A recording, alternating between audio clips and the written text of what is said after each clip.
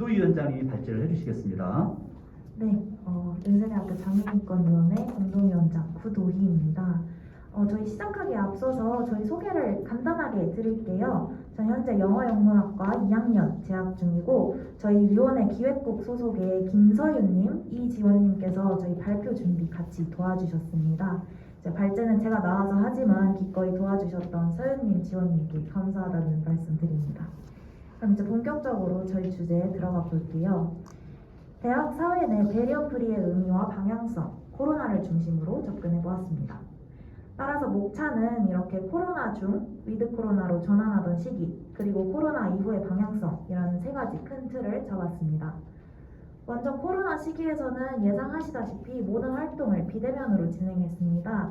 비대면 장애인권 문화제, 비대면 장애인권 교육 OT, 비대면 정보 제공 창구 운영 등을 사례로 가져와 보았습니다. 다 장인이가 관례적으로 하던 사업들인데 온라인으로 진행을 하다 보니까 또 색다르기도 하면서 그 한계가 많이 느껴졌습니다. 우선 첫 번째로 올해 4월 말 읽기 쉬운 선거 공보물 제작 공모전 장애인권 문화제의 일환으로 개최를 했었습니다. 저희가 마침 선거 시기이던지라 좀 치이성 있는 주제가 뭐가 있을까 고민을 하다가 선거로 초점을 맞추면서 문제를 파고들었어요. 선거에 중요한 정보 제공 역할을 하는 공보물 자체가 여전히 종이책자로 배포가 되면서 점자가 없거나 오류가 있는 경우가 허다한 것 역시 개선되어야 할 부분이긴 하지만 그 본질인 내용 역시 막상 하는 말이 그리 어렵지는 않은데 그 워딩 자체가 이해하기 어려운 전문적이고 어쩌면 추상적인 말들을 하고 있다는 걸 발견했습니다. 그래서 몇 가지 사례를 뽑아 이 말들을 어떻게 하면 쉽고 와닿는 말들로 바꿀 수 있는지 SNS를 통해 공모전을 개최했고요. 참가작 중에 예를 들자면 공정한 교육과 미래인재 육성, 모두가 누리는 문화복지라는 기존 문구를 같은 시선의 교육으로 만들어지는 미래의 일꾼, 모두가 함께 참여할 수 있는 문화복지를 만든다 라는 식으로 읽기 쉽게 문구를 바꿨던 것이 있습니다. 비대면 장애인권 OT 교육은 매년 새학기 시작하기 전에 단과대 신입생 OT에서 장애인권위원회에서 도맡아 합니다. 장애를 어떻게 인지하고 접근해야 하며 장애인의 재난대피 방법, 장애인권과 관련한 재밌는 책, 영화 혹은 유튜버나 인플루언서 등을 소개하며 마무리합니다. 2주의 장애 뉴스는 2021년부터 장애인권위원회 학술국에서 전남으로 가져온 사업입니다. 장애 인권에 관한 이슈를 하나 골라서 관련 칼럼, 기사, 자료들을 읽어보고 이 이슈에 대해 이해하기 쉽게 정리를 하며 저희의 논평으로 끝내는 카드뉴스 형식의 글입니다. 올해는 장애인 참정권, 전장현 시위와 관련하여 서울교통공사에서 작성한 여론전 대응 문서에 대한 비판, 윤석열 대통령 장애인 공약, 언어 및 청각장애인을 위한 의사소통 지원 서비스, 배리어 프리 그림 투표 용지의 필요성과 해외 사례, 윤석열 정부가 발표한 개인 예산제라는 장애인 복지 공약의 한계 등을 다뤘었습니다. 이 모든 활동들은 궁극적으로 장애 인권에 대한 올바른 인지를 알리기 위해서라고 할 수 있습니다. 하지만 다양한 시도에도 코로나 상황에서 유일한 정보 전달처인 SNS는 절대적으로 한계가 있었습니다. 장인이 계정을 팔로우하지 않으면, 팔로우에도 관심이 없어서 그저 스킵을 했다면 이런 상황처럼 사용자가 적극적으로 정보를 찾으려 하지 않는 이상 사실 저희가 이런 행사들을 했다는 것 자체도 알려지지 않았을 것입니다. 이런 정보의 제한적 홍보 창구가 한 가지 문제였다면 사실 그보다 더 큰 문제는 비대면 행사에서 발생하는 접근성 자체의 한계입니다. 연세대학교뿐만 아니라 다른 여러 대학교에서도 이런 식으로 했던 걸로 알고 있는데요. 코로나 시기 동안 메타버스라는 신개념 툴을 학교나 단체에서 공식적인 행사 진행 방식으로 굉장히 많이 활용했었습니다. 하지만 메타버스를 써보셨던 분들은 알 수 있다시피 조작이 조금은 복잡하고 음성이나 메시지로 소통하는 경우가 대부분입니다. 화면에 대한 대체 텍스트 역시 부족한 상태에서 연세대학교에 취업 박람회를 하고 동아리 박람회를 했습니다. 직접 클릭해가며 캐릭터를 움직이고 상담 세션에 참여하는 것은 물론 게임 같아서 즐거울 수는 있지만 이 조작 자체가 힘들거나 자막이 필요하거나 하는 장애 학생들에겐 이런 것들을 접근할 수 있는 기회 자체가 막히게 됩니다. 아울러 2022년 연세대학교, 고려대학교 연합으로 진행되었던 e스포츠 대회는 실시간 유튜브 생중계로 진행이 되었었습니다. 그러나 이 역시 실시간 자막 등 기본적인 지원조차 없었습니다. 또한 여기 PPT에는 나와 있지 않지만 올해 초 연세대학교 학생 대표자 선거를 할 때 총학생회 후보자들의 실시간 질의응답 행사에 대해 장애인권위원회가 실시간 속기를 지원해달라고 요청을 드렸었습니다. 행사 당일 속기자분이 현장이 아닌 인터넷으로 접속을 하여 속기를 하셨으나 음향 문제 때문에 속기는 거의 안 한 거나 마찬가지인 채로 끝이 나버렸습니다. 그 밖에 학생회나 단체들이 대부분 정보를 SNS 카드뉴스로 제공하지만 이 역시 대체 텍스트가 없는 경우가 대부분입니다. 일례로 연세대학교에서 나이키와 협업해 만들었던 후드티 굿즈, 이건 제 친구들이 2시간씩 줄을 서가며 받을 정도로 인기가 많았습니다. 그러나 이 굿즈의 사이즈표나 배부 일시를 말해주는 공지들이 전부 대체 텍스트가 없는 카드뉴스로만 올라가서 장인이가 대체 텍스트 작성을 요청했었으나 받아들여지진 않았습니다. 물론 사람에 따라서 다르게 느끼긴 하겠지만 저희가 생각하기에 전반적으로 비대면 학기 생활은 장애 학생들이 배제되었던 경험이 더 많다고 느꼈습니다. 학습고는 물론 이런 각종 행사들에 참여할 권리 없이 비대면이라는 이유 하나만으로 장애 학생들을 대학생활 전반에서 배제하였죠. 그렇게 시간이 흐르면서 어느덧 대한민국 사회 자체가 위드 코로나라는 전환점을 가지게 되었고 대면 활동의 장이 다시금 열리게 되었습니다. 그 중에서도 저희 장인이는 대면 활동의 꽃이라고 할 수 있는 대학 축제에 대해 지금 열심히 대응을 하고 있는 중인데요. 먼저 올해 대학 축제를 잘 준비하려면 예년 축제들은 어떻게 진행되어 왔는지에 대한 데이터가 필요했습니다. 연세대학교를 중심으로 소개를 해드리겠습니다. 2015년에 했던 연고전과 아카라카에서는 아래와 같은 문제가 발생했는데요.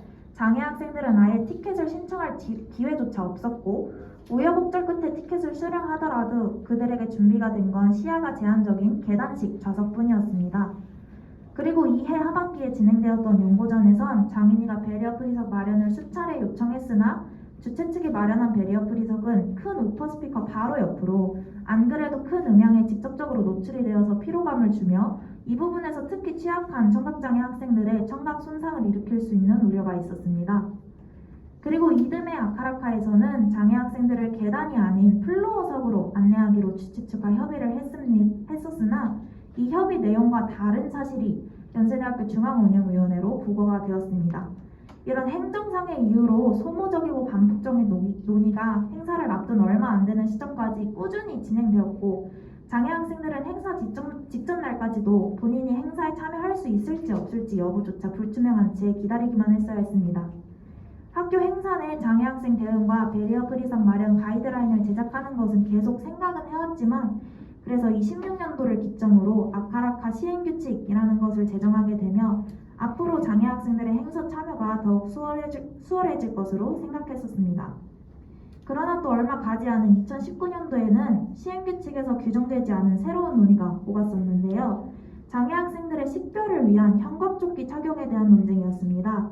장애 학생들에게 안전사고가 일어났을 경우 발빠른 대응을 위해서 장애 학생과 동행인분들이 형광조끼를 착용할 것을 주최 측이 요구했습니다.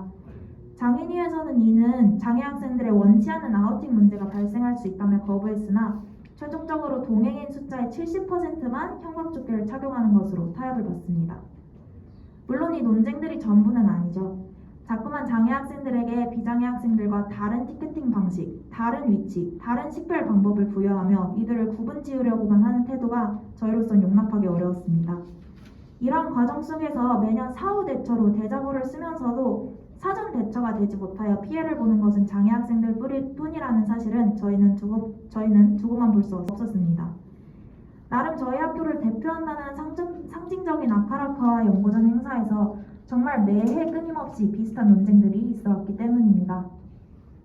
물론 대자보를 쓰고 주최 측이나 유관 단체의 사과문을 받은 경우가 덜어 있지만 내년이 되면 주최 측의 다른 책임자가 와서 다른 말을 하니 체계적인 가이드라인을 만들고 시행하지 않는다면 매해 이런 상황이 발생할 수밖에 없었습니다.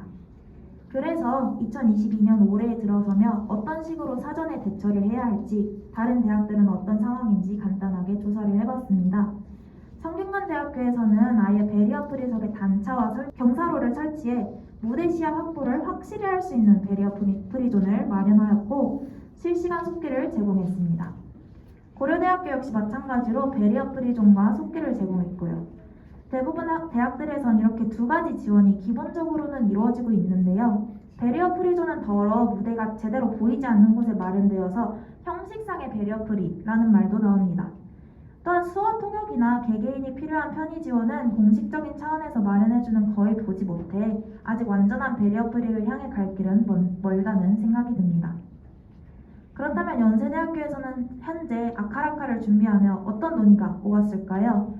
첫 번째로 장애인 등 편의 증진 보장법 제8조에 근거하여서 전체 단체 티켓 수량의 1% 안에선 장애 학생의 티켓 수량이 모두 확보되어야 한다고 요청했습니다. 이것이 아카라카 시행 규칙에도 명시되어 있는 바이고요.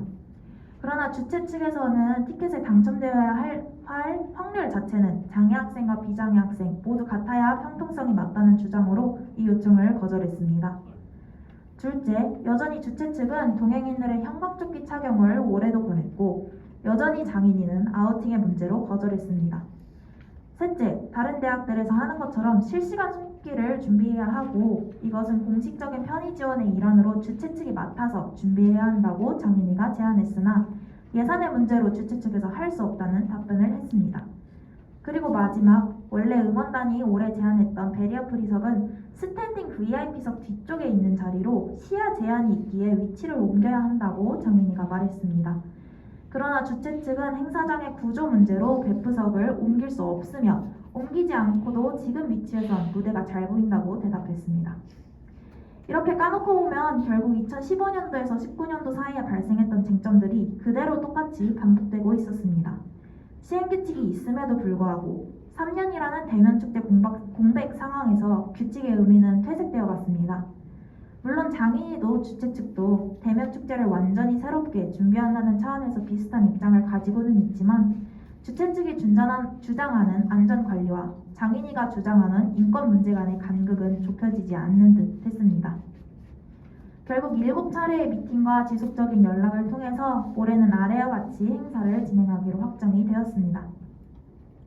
배리어 프리석의 위치는 VIP 좌석 뒤쪽으로 배프석이 너무 앞에 가 있으면 음향과 너무 가까우며 무대 단차가 생각보다 높게 설치되어 있어서 오히려 가장 앞자리는 관람하기 힘들 수도 있다고 합니다. 다만 19년도에도 배프석이 현재 나와 있는 그림과 같은 위치에 있었을 때 시야 확보가 안 되었던 것은 앞에 VIP 구역 사람들이 배프석 펜스로 너무 붙어 있었기 때문이라고 주최 측이 이야기했습니다. 따라서 VIP 구역과 배프석 구역 사이에 붙지 말라는 팻말을 설치해두고 공사장 콩 같은 것을 그 빈 공간에 설치할 수 있도록 요청했습니다. 형광조끼 착용은 배리어 프리석 인솔자, 즉 장인이 담당자들만 착용을 하기로 했습니다. 이 부분은 마지막 회의에서도까지 의견이 좁혀지지 않았었는데 주최 측에서도 결국 형광조끼를 장애 학생이나 동행인이 착용하게 되는 것은 안전과는 가까운 수단일지언정 인권과는 멀어진다는 걸 어느 정도 인정했습니다. 따라서 배리어 프리석 인솔자가 입퇴장 안내를 할 시에만 착용하는 것으로 하되 인솔자들에게 안전의 책임이 더 부여된다는 점은 부정할 수 없다는 얘기를 들었습니다. 실시간 속기에 대해선 응원단도 장인이도 예산이 부족해서 학교의 학생복지처에 문의를 해봤습니다. 그러나 학교에서도 똑같은 예산의 이유로 지원이 어렵다는 답변을 받았고 사실 이번 행사를 참여하는 장애 학생 중에서도 실시간 속기를 꼭 필요로 하는 분은 없었기에 속기 지원 없이 진행하는 것으로 합니다. 배리어 프리석의 입퇴장은 입장과 퇴장 모두 각각 2타임으로 나눠서 언제 퇴장 가능할지 장애 학생들이 선택 가능하도록 했습니다. 19년도에 퇴장 시간이 너무 이르다는 피드백을 반영해서 2부 가속 공연이 끝나기 8분에서 10분 전에 미리 퇴장하는 1차 퇴장, 그리고 3부 응원 행사가 완전히 종료하고 나가는 2차 퇴장, 이렇게 두 가지 퇴장 시간을 두어 학생들이 직접 선택할 수 있도록 했습니다. 오늘을 기준으로 아카라카 행사가 3일 남았습니다. 오는 24일 토요일에 행사가 개최되는데요. 이미 여기까지 온 만큼 저희가 행사 준비에 대해서 더 바꿀 수 있는 사항들은 없긴 하지만 여전히 아쉬움은 남아 있습니다. 어쩌면 정말 실시간 속기가 필요한 사람이 없기에 비용을 안 들이는 것이 더 효율적일 수도 있겠지만 그렇게 되면 배리어 프리석의 의미 자체가 조금은 퇴색되지 않을까 하는 우려가 있습니다. 퇴장 시간 역시 1차 퇴장이 2부 종료하기 10분 전이 아닌 2부 완전히 종료 후로 하면 더 좋았을 텐데 하는 아쉬움이 있고요. 베리어 프리석의 위치도 사실 19년도에 이와 같은 위치에 했을 때 무대 시야가 전혀 안 보일 정도로 문제가 컸었기에 지금 준비된 대안만으로 시야 확보를 확실히 할 수 있을지 의문스러운 지점입니다. 올해를 기점으로 대면 축제가 다시 활성화되는 시기를 맞게 될 텐데 이 모두의 축제라고 하는 대학 행사의 장이 어떻게 진정한 모두라는 의미를 담을 수 있을지 질문을 던지게 되었습니다. 저희가 생각한 방향성으로는 첫 번째, 행사를 준비하는 주최 측과 그 이해관계에 엮여있는 단체들의 합의를 통해 구속력이 있는 행사 준비 가이드라인을 새로 제정 혹은 개정하기. 두 번째, 학내 행사에서 발생하는 인권 침해적 문제의 시의성 있는 공론화. 세 번째, 인권 단체들이나 네트워크 사이에서 관련 문제와 해결책을 활발히 공유하여 단지 학내 인권단체의 하나의 목소리가 아니라 모든 지역사회의 문제라는 목소리를 내기. 네 번째, 이런 논의들이 정말로 활발하게 진행되려면 궁극적으로 학생사회 전반에서 장애 감수성을 가져야 한다는 문제. 이렇게 네 가지의 대안으로 올해 행사의 의미를 추격해 볼 수 있을 것 같습니다. 물론 이것들을 우리 학생이 직접 실현해 나가야 할 숙제긴 하지만 이런 추상적인 아이디어를 어떻게 하면 실현 가능성 있게 구체화할지 더 많은 사람들과 고민해보고 싶었습니다. 이러한 고민을 가지고 시작한 올해 하반기 연세대학교 장인이 활동은 크게 세 가지로 구성되어 있습니다. 3년 만에 장애인권 문화제를 대면으로 여는 것, 신촌 상권의 활용도 높은 베리어 프리 맵을 제작하는 것, 그리고 아카라카 행사 준비 경험을 통해서 더 나은 연고전 베리어 프리 협의를 진행하는 것입니다. 이러한 활동들의 효과가 갈수록 쌓이며 결국 대학사회 자체에서의 베리어 프리라는 논의가 더욱 쉽고 활발하게 진행되길 기대하는 바입니다. 그래서 오늘도 장인이는 베리어 프리라는 개념이 정말 당연하게 여겨질 때까지 계속 움직이고 있다는 포부로 발제 마무리 짓겠습니다. 들어주셔서 감사합니다.